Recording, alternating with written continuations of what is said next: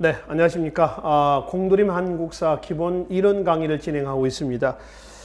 제가 지난 시간에 고대 문화사까지해서 마무리가 됐고요. 이 시간에는 지난 시간에 말씀드린 대로 중세 고려 건국 과정부터 해서 고려사 내용들을 살펴보기로 하겠습니다. 일단 지난 시간에 마지막에 제가 말씀을 드렸었죠.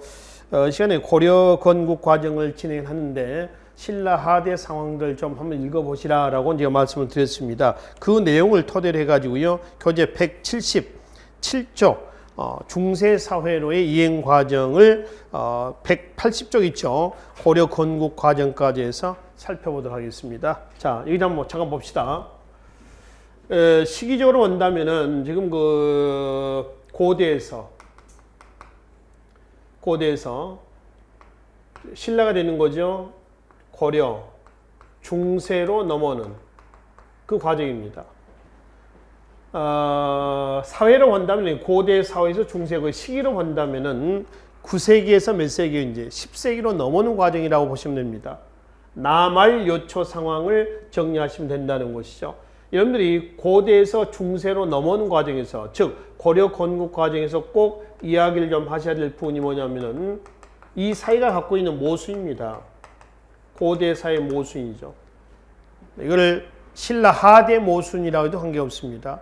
이게 언제부터 모순이 노출됐냐면은 사실은 8세기 말부터 노출됩니다. 근데 8세기 말이라면 신라 하대가 시작된 시기예요. 근데 9세기 말부터 가가지고 이제 본격적으로 폭발하게 됩니다. 자, 여러분들 177쪽에 나와 있는 신라 하대 모순에서 그럼 몇 세기라고 했어요? 9세기 말 이후라고 그랬죠. 관계없습니다. 근데 여기서 이제 8세기 말로 얘기한 건 고대사의 모순이 노출되기 시작한 시기예요. 다시 하면 신라 하대가 시작이 되면서 문제점이 노출됐다는 것이죠. 이 고대사의 모순이 뭐냐 이거죠. 이 고대사의 모순을 우리가 정치, 경제적인 측면에서 한번 해석 한번 해봅시다.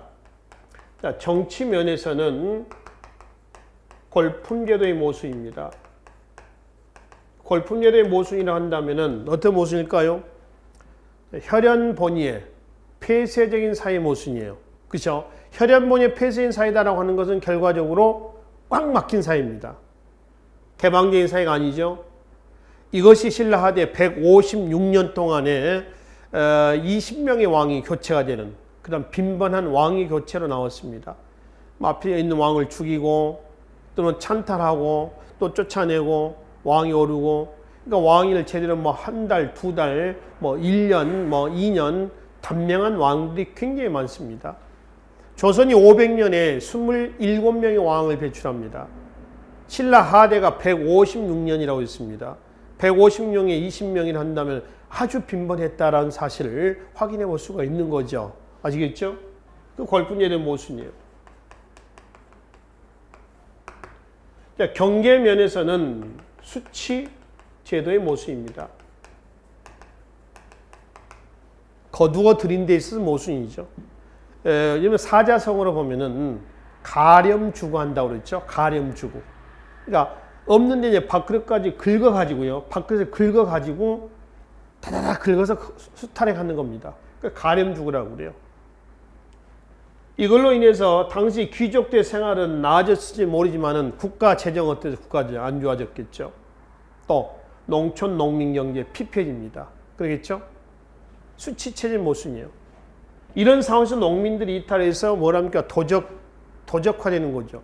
토지에서 이탈되는 것뿐만 아니라 도적이 되는 겁니다. 그걸 초적이라고 초적. 축지의 기원이라든가 또 양길이라든가 양길, 궁의 그 장인이기도 하고요. 나중에 궁예가 양길의 밑에 들어가지 않습니까? 그 원주, 북원의 원주입니다. 양길 등이 대표적인 초적의 물입니다. 도적들이죠. 문제는 이런 고대사의 모순을 극복하기 위한 노력이 전혀 없었던 건 아닙니다. 이 상황을 극복하기 위한 신라 세력, 반골품 세력이죠. 예를 들면 신라 사상도 대두가 됩니다. 반신라 세력이라면 누구예요? 육두품들이에요. 육두품. 지방호족들이죠. 지방호족은 호족이란 얘기는 그 당시는 하지 않는다고 그랬죠. 당시에는 장군, 성주라고 합니다. 장군이라는 얘기는 막강한 군사적 기반을 가지고 있는 거고요. 성주는 막강한 경제적 기반을 갖추고 있어서 성주라고 얘기를 한다는 것이죠. 우리는 여기 호족이라고 그래요. 이 육두품은 신라 때 말씀을 드렸습니다. 고대 정치사에서 육두품의 역할 분명히 구분하시라고 그랬죠. 중대 때의 왕권 강화의 핵심 참모 역할을 했던 육두품과 하대 때 반골품 세력으로서의 육두품의 역할을 구분을 좀 하시라고 그랬죠. 이 육두품의 사상적 기반이 됐던 것이 뭔가요? 유교죠. 지방호족의 사상적 기반이 된 것이 선종과 뭐라고 했죠? 풍수 지리설이에요. 지리도참선을 얘기한다는 겁니다. 그래서 얘네들이 고대사의 모순을 극복하려는 노력을 했습니다. 전혀 안 한 건 아니죠. 그러나 고대사의 모순을 극복했어요? 못했어요? 하지는 못했습니다. 그래서 결국 이제 고대사의 모순이 계속 심화가 되면서 결국 신라는 삼국통일의 건실한 정신이 유린이 되는 겁니다. 그래서 후삼국으로 분열했어요. 10세기 때 가면 이제 후삼국 시대가 진행이 됩니다. 후삼국 그러면 제일 먼저 어디가 나옵니까? 후백제가 나오죠. 900년 누구죠? 견훤입니다. 견훤. 이 견훤은 원래 상주 사람입니다. 상주 사람이고요. 아버지는 농민이에요. 아작이라는 사람이었다고 그러고요. 예, 후삼국 시대 때, 후삼국 분열기 때, 다시 얘기하면은 고대사의 모순이 노출됐던 시기에 전라도 쪽에 밀란들을, 초족들을 진압하러 갔다가 이 사람이 견훤 자체는 이제 군인이었습니다만은 진압하러 갔다가 거기서 눌러 앉아버린 경우죠. 그래서 후백제 땅에, 그러니까 옛날 전라도 땅에 초족과 견훤을 중심으로 하는 군사 세력들이 연합해서 옛날 백제를 붕한다 해서 후백제가 건국됩니다. 바로 다음에 후고구려가 901년에 누구에서? 궁에 의해서 건국이 됐습니다. 궁에는 애초부터 처음에 독자적으로 세력을 키운 건 아닙니다. 궁에는 신라 허난왕의 신라하대 허난왕의 서자로 알려져 있고요. 태어나면서 궁 밖으로 쫓겨나죠. 그래서 성장 과정에서 이제 반신라 감정을 갖는 겁니다. 그래서 양길의 부하로 들어가서 양길의 딸과 혼인도 합니다. 양길은 무식한 농민 출신이죠. 초적이란 말이죠.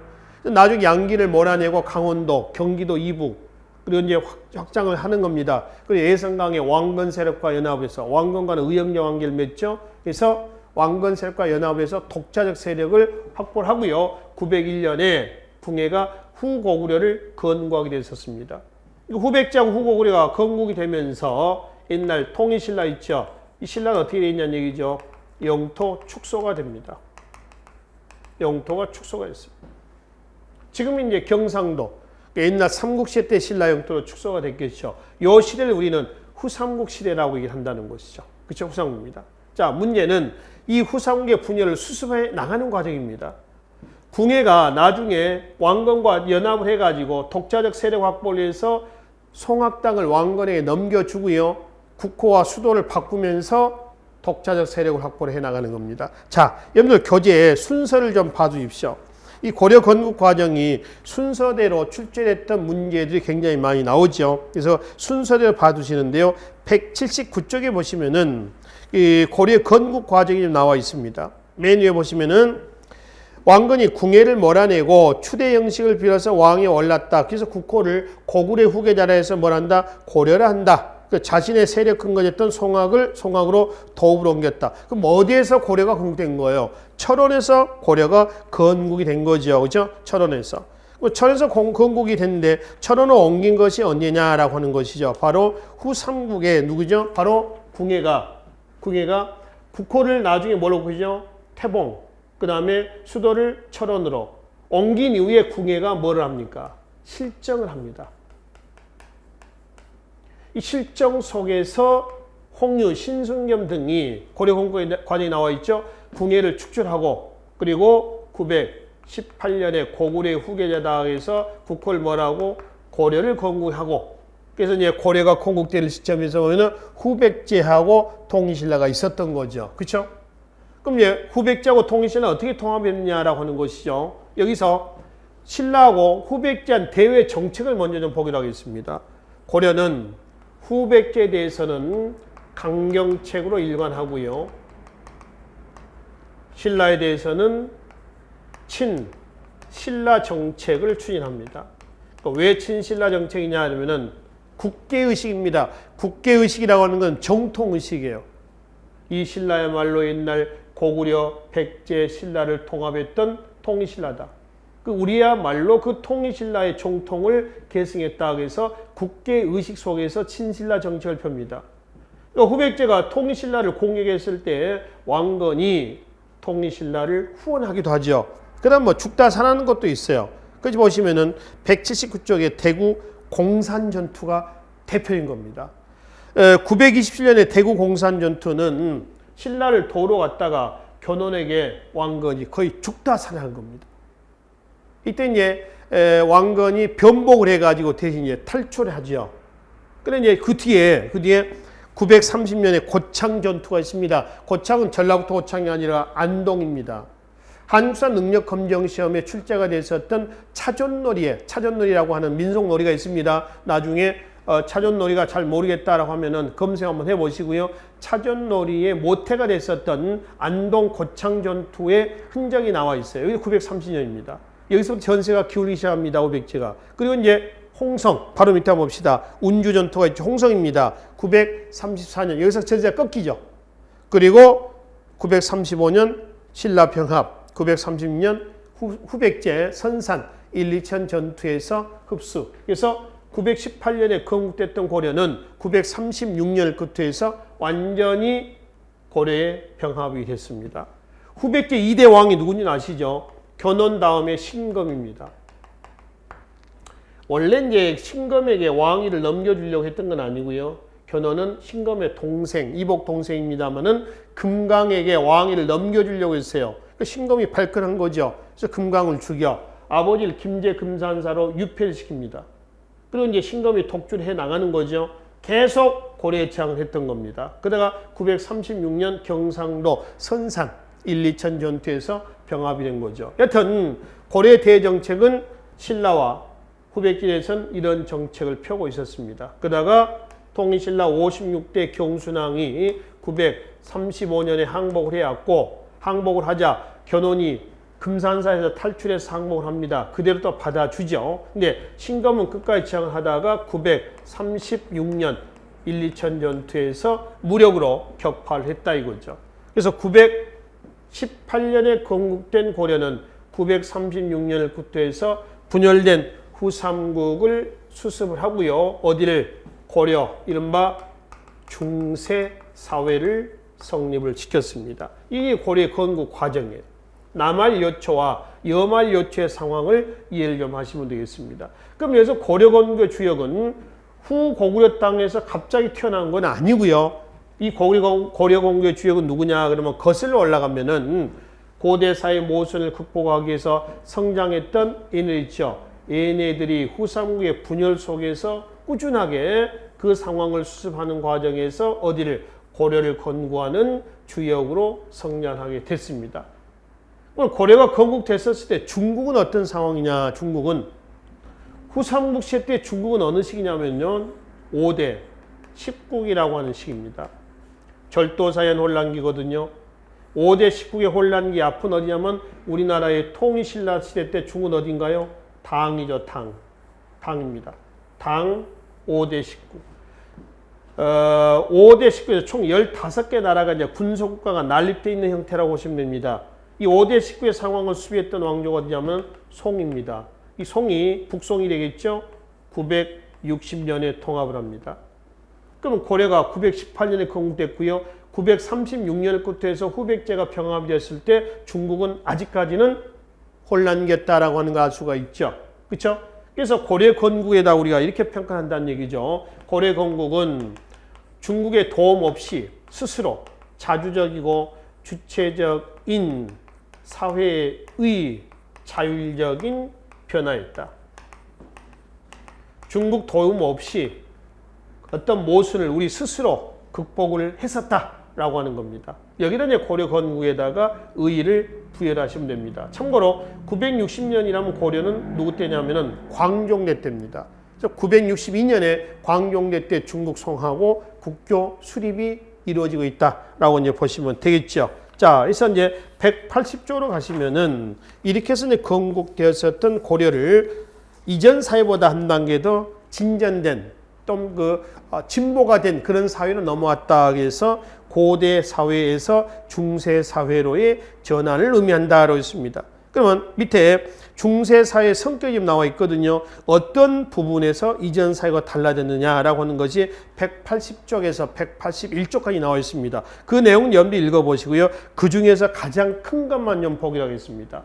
왜 고려를 중세 사회라고 얘기를 합니까? 라고 하면은 유교 이념이 구현됐다.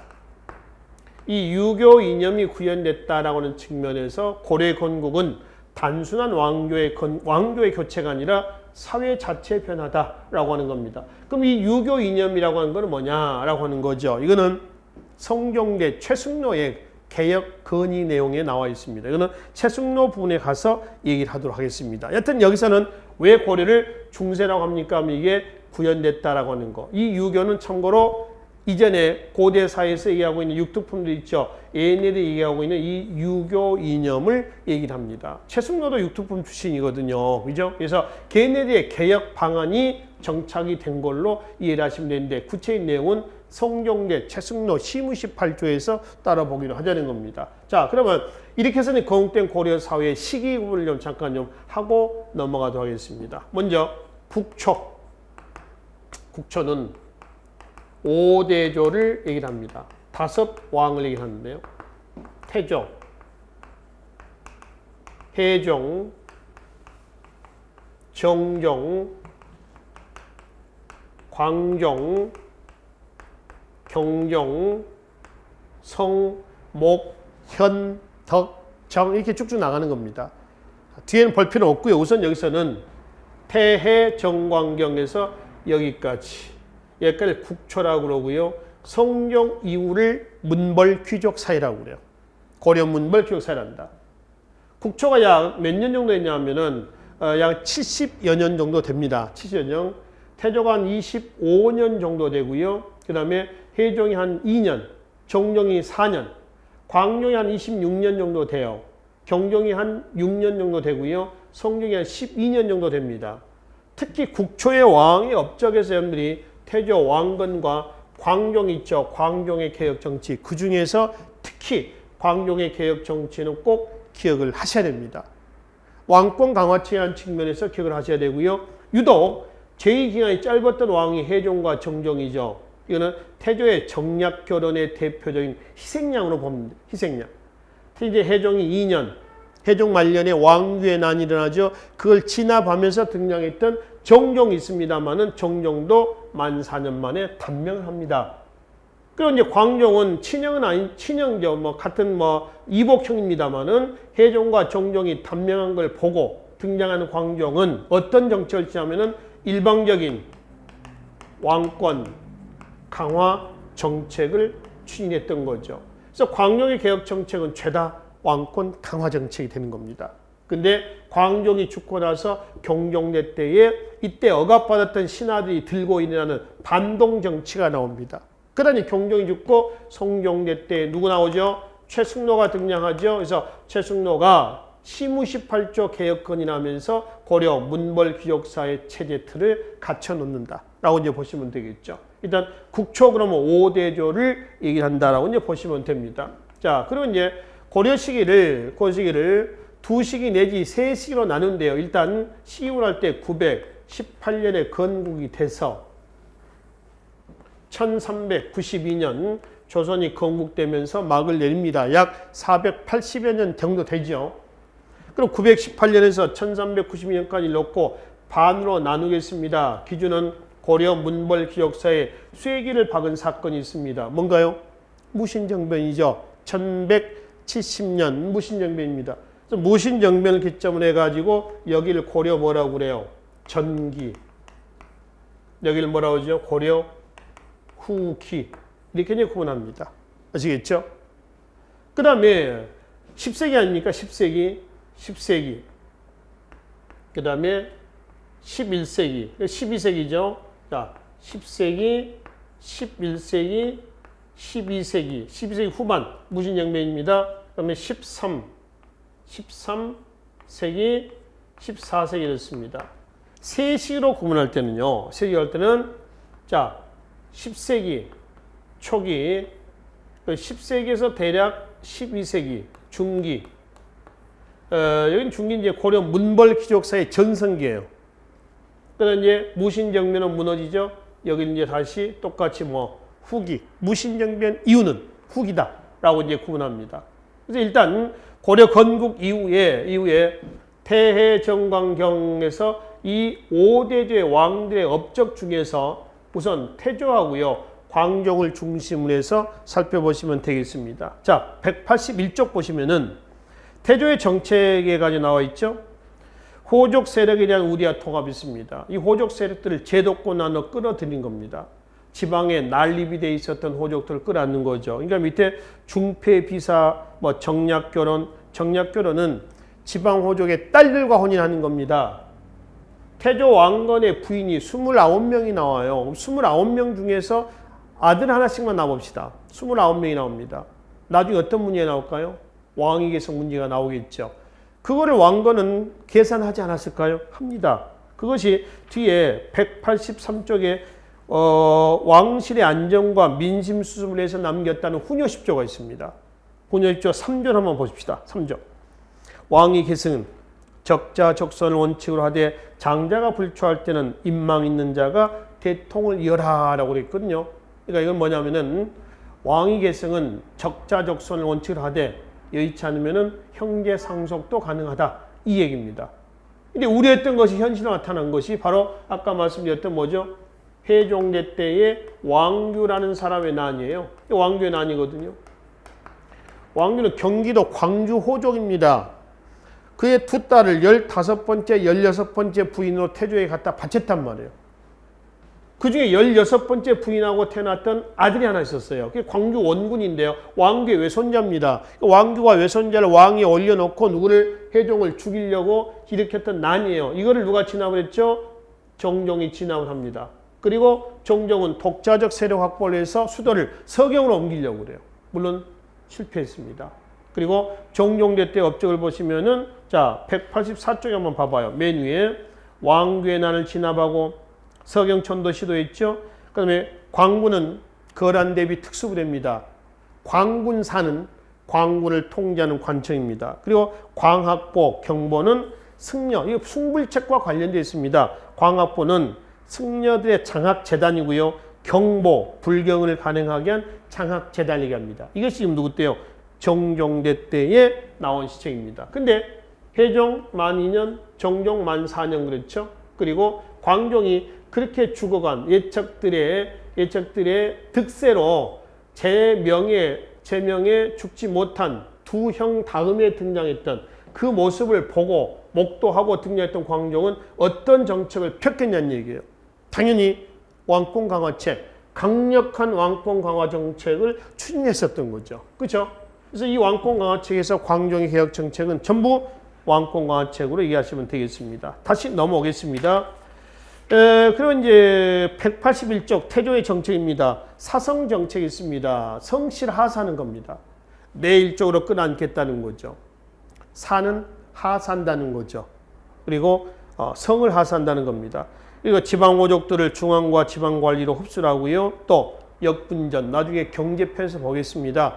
후삼국 통일 과정에서 공을 세웠던 사람들에게 논공 행상을 기준으로 해서 지금한 토지입니다. 이거는 호족 세력들을 제도권 안으로 끌어안자라고 하는 거고요. 뒤에 호족 세력은 견제책이 있습니다. 이거는 서경, 평양입니다. 평양을 서경이라고 해서 띄워놓는 거죠. 개경 세력들의 견제 지역으로서 이용을 하는 겁니다. 그리고 사신관제도, 기인제도가 있습니다. 사신관은 최초의 사신관이 누구냐면은 경주 사신관의 김부입니다. 경순왕이죠. 자, 935년이죠. 935년에 마지막 56대 경순왕이 항복을 해옵니다. 신라라는 나라를 없애요.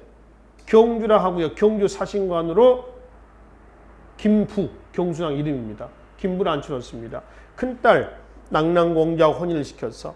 이제 김부는 몸은 경주에 있는 게 아니라 서울에 있습니다. 경주 지역에 자치권을 주고 경주 지역에서 문제가 터지면은 네가 연대 책임을 지라라고 하는 겁니다. 일종의 해유도 하면서 견제도 하는 거죠. 사신관제도. 기인제도는 인질제도예요. 지방호족의 자식들을 인질로 끌어오는 겁니다. 통제하는 거죠. 통신라 때 상수리, 고려의 조선의 경절이 영절 이런 제도가 있었죠. 통신라의 상수리에서 말씀을 드렸습니다. 그래서 이런 일련의 이것은 전부 다 지방호족세에 대한 견제책이었습니다. 그 다음에 취민유도라고 하는 게 있습니다. 한자를 보시면 취민유도는 백성으로부터 수치하는데 법대로 한다는 겁니다. 보세요. 이 수치체제의 모순을 극복하기 위한 것이 취민유도예요. 민생안정책이라는 얘기입니다. 골품제도의 모순을 극복하자는 것이 지방호족들 배척당했던 얘네들을 전부 다 끌어안자는 거고요. 그죠? 그래서 왜 태조가 이런 정책을 폈느냐라고 하면은 고대사의 모순을 이해를 하시면 되겠습니다. 아시겠죠? 자, 계속 보겠습니다. 그래서 이제 수치제도를 개혁을 하고요. 흑창, 나중에 성종대 때 의창으로 바뀝니다. 흑창이요. 춘대춘합을 얘기하는 거죠. 그 다음에 억울하게 노비가 된 자를 풀어주죠. 이거는 애초부터 노비를 풀어주는 건 아니고요. 원래 양인이었다가 저기 수치체제 모순 때 양인에서 노비로 신분이 하락한 사람도 있습니다.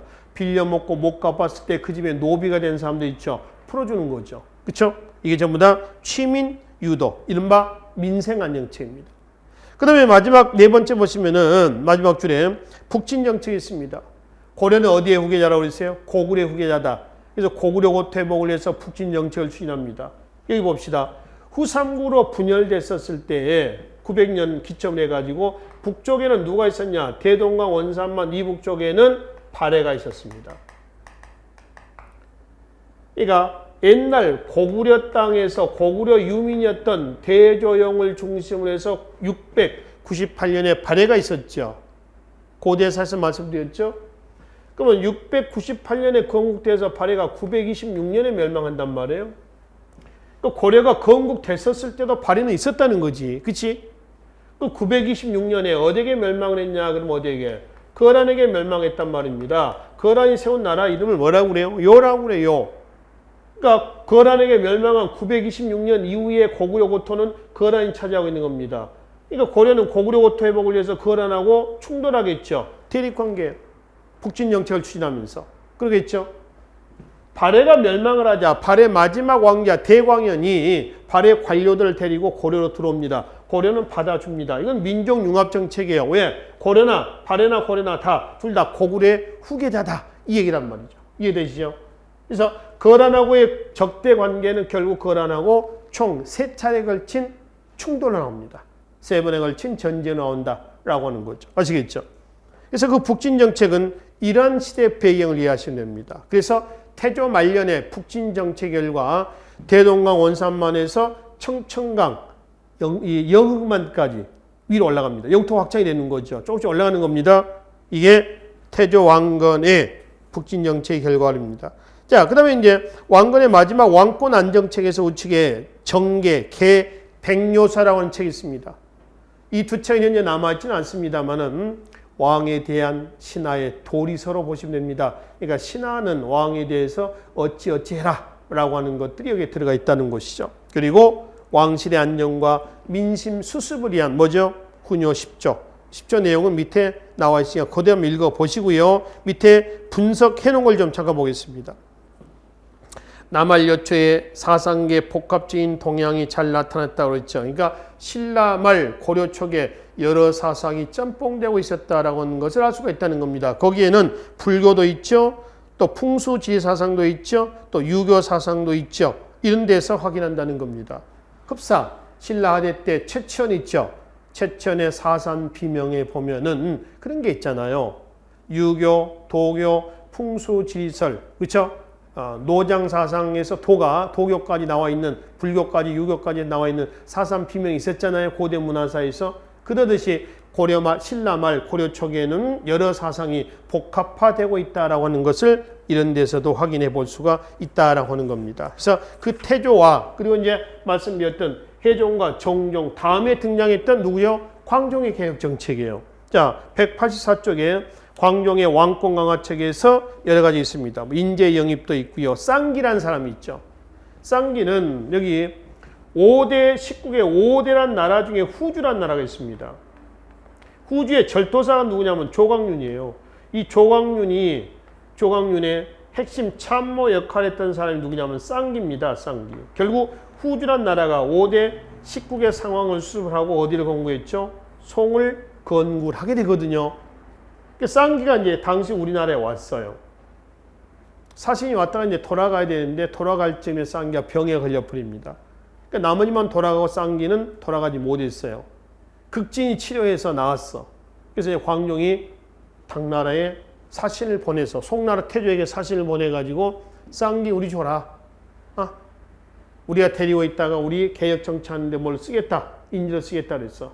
그러니까 송나라 태조가 그래 너 가져라. 이렇게 된 거예요. 그래서 쌍기는 중국 사람입니다. 그럼 고려에 아는 사람이 있어요? 없어요? 없지요. 걸림돌이 개혁 정치하는데 걸림돌이 없는 겁니다. 그래서 강력한 왕권 강화 정책을 추진하게 됐던 것이죠. 쌍기입니다. 특히 그 중에 이제 노비안건법 956년 억울하게 양이었다가 노비가 된 자들 풀어주는 겁니다. 이 노비는 누구냐면은 광종대 때에 광종 때 호족 있죠. 호족은 당시 호족이라는 용어를 쓰지 않는다고 그랬지 장군 또는 뭐라고 했죠? 성주라고 얘기했습니다. 얘네들의 인적 기반이 노비입니다. 근데 이 노비는 원래 노비가 아니라 원래 누구였다고요? 일반 농민이었다가 신라아제 때에 몰락해서 노비가 된 경우죠. 얘네를 푼다는 것은 농민으로 만들겠다는 거거든요. 호족 즉 장군과 성주라고 하는 얘네들의 손발을 자르는 겁니다. 손발을 자르니까 몸통만 남은 거예요. 그 몸통은 어떻게 밀어내냐 그러면은 과거제도입니다. 그래서 과거제도의 실시에 보면은 이런 게 있어요. 신, 구, 세력의 세대교체를 탄핵했다. 신, 구 세력의 세대교체라고 한다면은 뭐예요? 물갈이 하는 겁니다. 구 세력은 누구? 얘네들. 신 세력은 과거를 통해서 등용시킨 네 사람들입니다. 통일신라 신문왕이 국학을 통해서 육두품들을 교육을 시켜서 왕권 강화의 산물로 등용을 시켰죠. 똑같은 거죠. 그때는 말씀드렸습니다마는 정조 때 초기의 문신제를 통해서 37살, 40살 사이에 과거 급제자를 뽑아서 왕의 사람들을 만드는 과정이 있었잖아요. 똑같은 거죠. 그래서 호족, 장군, 성주라고 하는 호족들 있죠. 얘네의 손과 발과 몸뚱아리를 완전히 체인지시키는 겁니다. 그래서 네 사람들 중심으로 해서 강력한 왕권 강화책을 추진하는 거죠. 그래서 광종의 대표적인 왕권 강화책 그러면 노비안건법과 과거제도예요. 근데 노비안건법 보충해 보면은 바로 밑에 노비환천법이라고 있습니다. 이거는요, 자, 두 장만 넘기겠습니다. 노비환천법은 성종제 때 한 장만 넘기면 되나 한 장. 교재 여러분들 어디 보자면은 187쪽에 맨 위에 보시면 다섯 번째 노비환천법이 있어요. 성종제 때입니다.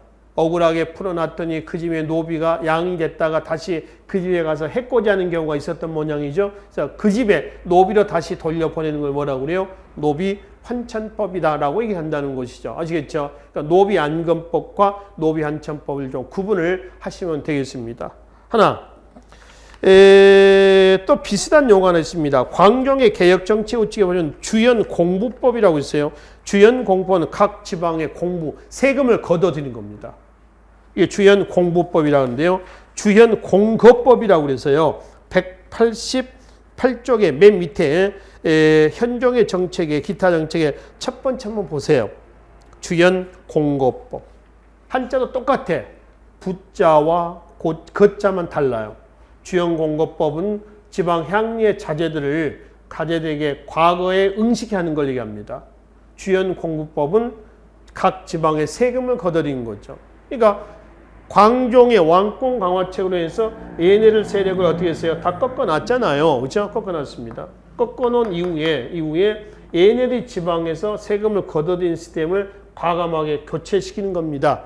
그래서 지방권 아니지만은 금유, 조장, 전운사 등을 보내서 세금을 거둬들이게 하는 겁니다. 그래서 주연공부법에 의해서 거기에 금유, 조장 이런 용어 나옵니다. 나중에 지방제도에서 나오겠지만은 요 얘기가 나오죠. 그래서 주연공부법은 일단 광종대 때 그만큼 왕권이 강화가 됐다라고 하는 것을 보여주는 자료로 보시면 됩니다. 기타, 송과 수교한 게 있습니다. 아까 말씀드렸죠? 960년에 송이 건국됐고요. 이때는 광종대 때라고 했습니다. 962년 광종대 때에 고려는 송에 대해서 경제 문화적인 목적, 송은 고려에 대해서 정치 군사적인 목적에서 손을 잡았습니다. 이게 광종의 여러 개혁 정책이라고 보시면 되겠습니다. 그리고 특히 왕권 강화와 관련해서 칭제 근원이라는 얘기가 있습니다. 황제라 칭하고 연호를 쓴다는 뜻이요. 근원이라는 얘기는 연호를 쓴다는 얘기였습니다. 전부 다 왕권 강화책입니다. 근데 광종이 죽고 나서 경종대 다시 무슨 정치? 신하들이 이때 억압받았던 신하들의 반동 정치가 나옵니다. 또 이제 경종대 그 신하들이 그네들의 경제적 기반 안정을 목적으로 해가지고 전시과를 제정하는데 그 전시과가 시정전시과죠. 역분전이 태조 때 역분전이 맨 처음 고쳐졌다고 해서 뭐라고 그래요? 시정전시과라고 얘기를 한다는 거죠. 아시겠죠?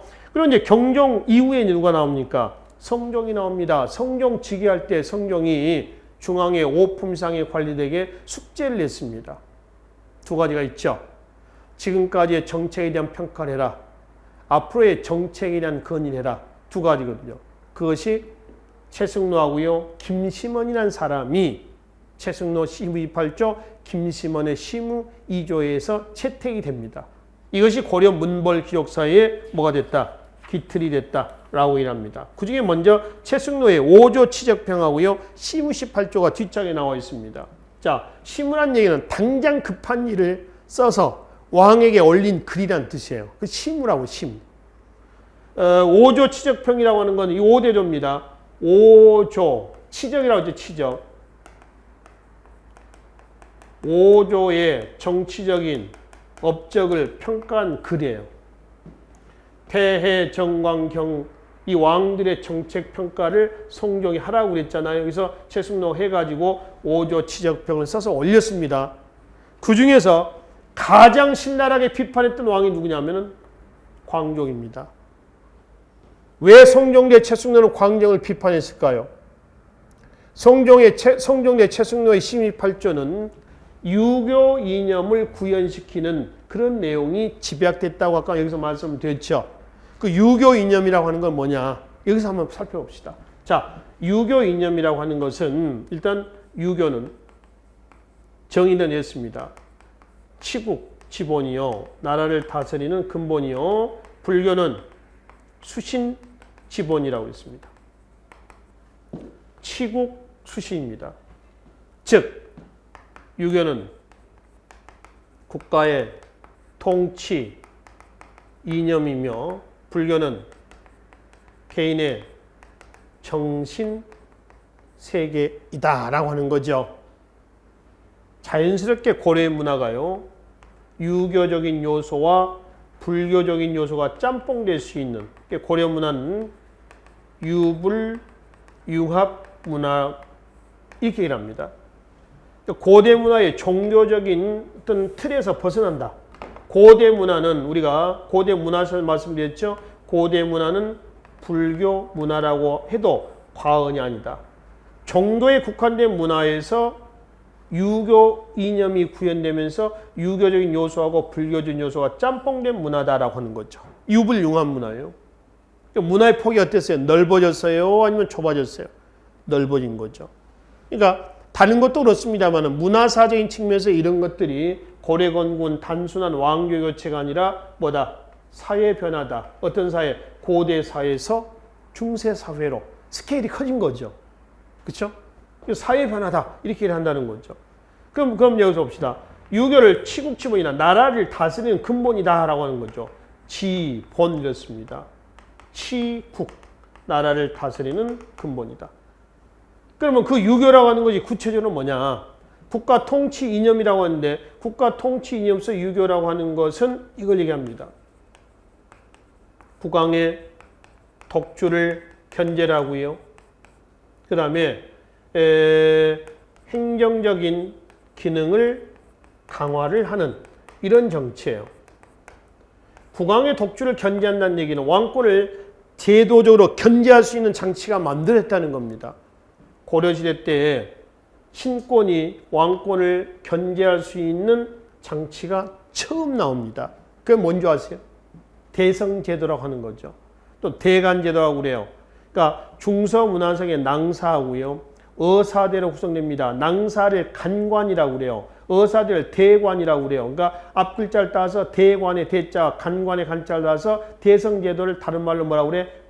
대간제도다라고 하는 겁니다. 서경, 간쟁, 봉박 이런 기능을 통해서 누가 누구를 신권이 왕권을 견제하는 겁니다. 이런 제도가 우리 국사상에서 언제 처음 나와요? 고려 때 처음 나와요. 그래서 고려시대 때 유교 이념이 구현됐다라고 얘기를 한단 말이에요. 이건 우리가 나중에 정치사에서 볼 겁니다만은 어떤 내용이냐면 이 얘기입니다. 교재 191쪽에 가보세요. 대성제도 중간에 5번째 있습니다. 또 대간에서 나와 있는 이거예요. 아시겠죠? 이것이 유교 이념입니다. 이 유교 이념을 구현하기 위한 후속 조치다. 뭐가요?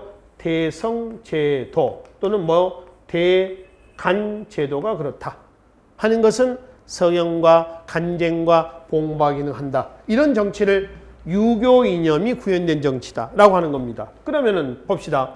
최숙로가 5조 치적평에서 가장 신랄하게 비판했던 사람이 누구라고 그랬어요? 광종이라고 그랬어. 왜 광종을 비판했게요? 광종은 일방적으로 어떤 정책을 폈어요? 왕권 강화죠. 근데 최숙로는 그런 정치를 어떻게 해서 비판했잖아요. 최숙로는 신권이 왕권을 견제할 수 있는 장치, 제도적인 정치를 지향했던 사람입니다. 그러니까 최숙로 시각에서 본다면 광종은 나쁜 왕이 되는 거죠. 그렇죠? 폭군이 되는 겁니다. 그러니까 신랄하게 비판한단 말이에요. 근데 광종 때를 본다면 광종은 이거 이렇게 안 했으면 광종도 그 형처럼 해종이나 정종처럼 아마 단명했을지도 모른다는 거예요. 그러니까 시대 상황에 따라서 평가는 달리 해야 되겠죠. 그렇죠? 그래서 최숙로 얘기가 맞다 틀리다 이걸 보자는 건 아닙니다. 이때 시각에서는 그렇다 이런 얘기 되는 것이죠. 그렇죠? 그리고 이제 앞으로의 정책에 대해서 건의해라 해가지고 최숙로 뭐가 나옵니까? 시무 28조가 나옵니다. 현재는 22개가 남아있어요. 그러니까 28개 내용의 6개는 소실된 거죠. 확인할 수가 없고요. 28조 내용의 요지가 지금 박스 내용입니다. 대체로 어떤 내용이냐면은 밑에 186쪽에서부터 해가지고 187쪽까지 나와 있죠. 이것 여기 읽어보세요. 전 뭐냐면은 고려의 기본적인 중앙 정치제도입니다. 경제, 사회, 문화사. 이런 내용들이 지배하게 됐습니다. 그러니까 앞으로 우리가 고려시대 때 내용들을 정리한다 그러면 대체로 어느 시점 이후냐면 고려 성종 이후다라고 보시면 됩니다. 거의 대부분은 누구 때? 성종대 최숙로 시무 28조를 토대로 해서 정비가 된 내용들이다라고 이제 보시면 되겠네요. 그래서 그 내용들은 읽어보시고요. 세세한 내용은 이제 제도사에서 우리가 살펴보기로 하겠습니다. 자, 그리고 이제 성종 다음에 뒤에 목종이 나옵니다. 목종에서는 2차 전시과입니다. 개정전시과죠. 개정전시과 앞에는 아까 말씀드렸던 뭐죠? 이 경종이죠. 이 경종대 때 시정전시과입니다. 시정이라고 하는 건 왜 시정이라고 한 줄 아십니까? 시정, 맨 처음 고쳤다. 그래서 시정이라고 그러고요. 개정은 뭐죠? 말 그대로 개정했다는 겁니다. 그래서 개정. 우측에 문종대 때 가면은 마지막 전시과입니다. 경정전시과 왔습니다. 이거는 한자에서 정입니다. 다시 다시 경으로 있죠. 또 뜯어 고쳤다. 이런 의미가 되는 것이죠. 그리고 강조의 정변이 있습니다. 강조라는 사람의 쿠데타입니다. 일종의. 이 강조의 정변을 계기로 해가지고 강조 정변은 위에 목종을 폐시키고 바로 밑에 현종을 옹립시킨 사건이에요. 이게 강조의 정변이라고요. 나중에 거란의 2차 침략의 원인을 제공을 하고 있습니다. 그럼 대관계에서 봅시다. 그 현종대 와가지고 이제 중앙지방제도가 완비가 됩니다.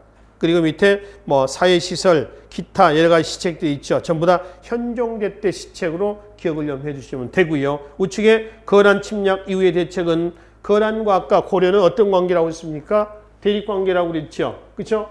거란이 고구려 고토를 차지하고 있었죠. 그래서 고려하고는 이런 관계입니다. 이것이 몇 번에 걸친 총 3차에 걸친 충돌로 나와요. 그중에 1차가 여기 1차가 성종대 때의 서희의 강동육척방에 나오고요. 2차, 3차가 바로 이 왕대 때입니다. 현종대 때입니다. 현종 1년과 8년이에요. 1년과 9년입니다. 현종 즉위하자마자 강조의 정변을 계기로 다시 현종 9년에 1018년에 3차 침략에서 강감찬 귀지대첩이 나올 때입니다. 그래서 2차, 3차에서 총 3번에 걸친 거란, 충돌 이후에 나타난 여러 가지 대책입니다. 자세한 내용은 대관계에서 다시 보겠습니다. 일단 이게 현종대 때라고 하는 것만 보시면 되겠습니다. 그러니 마지막 문종대 때 경정전식과 5품 이상의 귀족들이 줬던 토지 뭐죠? 공음전식과 기타 여러 가지 제도들이 나와 있습니다. 그 중에 밑에 삼원신수법 있죠. 사형 죄인에 대해서 심판, 3명이 심판한다는 겁니다. 혼자 사는 게 아니라 삼원신수법이고요. 기인선상법이라고 하는 건 기인제도하고 엮어서 보시면 됩니다. 기인제도는 태조 때 지방호족의 자식들 인질로 삼는 거죠. 호족 견제책입니다. 근데 기인선상법은 호족의 자식이 아니라 대신 보낸다는 거예요. 그러니까 지방 세력들이 권한이 강해졌다는 걸 알 수가 있습니다. 왕권이 조금 약화됐다는 거죠. 신권이 강화되어 있다는 걸 알 수가 있는 겁니다. 그리고 밑에 서경기사도가 있습니다. 서경기사도는 뭐냐면은 고려 수도가 개경 아닙니까? 개경에 사도가 있습니다. 사도. 근데 여기서 이제 미안합니다. 서경에 사도가 있다는 겁니다. 그러니까 개경의 수도 아닙니까? 개경이 수도고요. 제2의 수도가 어디예요? 서경이죠. 그러니까 개경과 비슷한 서경기 4개를 뒀다는 얘기입니다. 서경기 사도라면 요즘에 종로구, 서대문구, 동래문구, 서초구 하듯이 몇 개 구가 있습니다. 구역을 4개로 나눴다는 겁니다.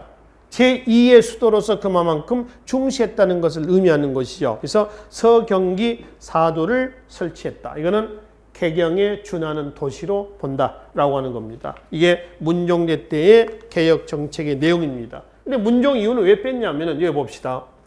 여기까지를 우리가 국초라고 그랬죠.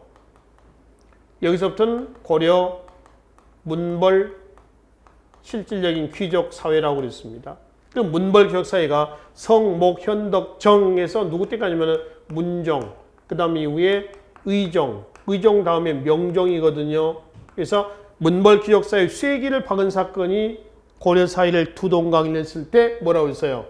1170년 무신정년이죠. 그죠? 1170년입니다. 참고로 성종이 981년에 등장하거든요. 여기까지가 문벌 귀족 사회예요. 여기서부터 이제 고려 뭐로 가죠? 무신 정권기로 간다라고 하는 거죠. 그 문벌 귀족 사회의 최고 정점기가 누구 때냐면은 문종입니다. 이렇게 보시면 돼요. 문벌 귀족 사회는 실질적으로 성종대 최승로 시무시 8조를 토대해서 성장을 해서 가장 최고 정점기에 올랐던 시기가 문종대 때를 기점으로 해가지고 쇠락을 하다가 1126년 이자금에 난 1135년 묘청의 서경천도운동 이후에 1170년 무신정변에서 박살이 납니다. 그러니 무신정권기로 가는 거죠. 이 문종대 때에 문종의 참모 역할을 했던 사람이 누구냐면은 해동공자로 알려진 그만큼 많은 제자를 양산한 누구죠? 최충입니다. 최충. 그러니까 문종대 때 사학 해가지고 뭐가 나옵니까? 최충의 사학. 맨 밑에 한번 보실래요? 구제학당, 문헌공도에서 나온 게 있죠. 이 구제학당은 최충의 사립학교입니다. 문헌공은 최충의 시호입니다. 나중에 최충이 죽고 나서 시호가 내려가죠. 그래서 그 시호를 따서 구제학당을 뭐라고 그래요? 문헌공도다라고 일한다는 겁니다. 최충의 보필을 받았던 시절이에요. 성종대 최승로가 있듯이 문종대 때는 최충이 있었던 거죠. 그죠? 그리고 그 이후에 고려 문벌 기록 사회에 모순이 노출되고 거기에 쐐기를 박은 무신정변이 터지는 이런 과정까지가 고려 문벌 기록 사회 전개 과정이 되겠습니다. 그래서 일단 이 시간에는 고려의 건국 과정을 중심으로 해가지고 9세기에서 10세기로 넘어와서 고려 통치체제를 정비해 나가는 과정, 그래서 문종대 때까지 보시고요. 앞으로 190쪽에 이어서 이제 정리할 부분은 최승로 시무시 8조를 토대해서 정비가 된 고려의 통치 조직입니다. 거의 성종대 때를 기점으로 해서 완비가 됐다라고 이해를 하시면서 고려의 기본적인 중앙정치 제도를 살펴보시면 되겠습니다. 자, 이 부분은 다음 시간에 이어서 정리하도록 하겠습니다. 수고하셨습니다.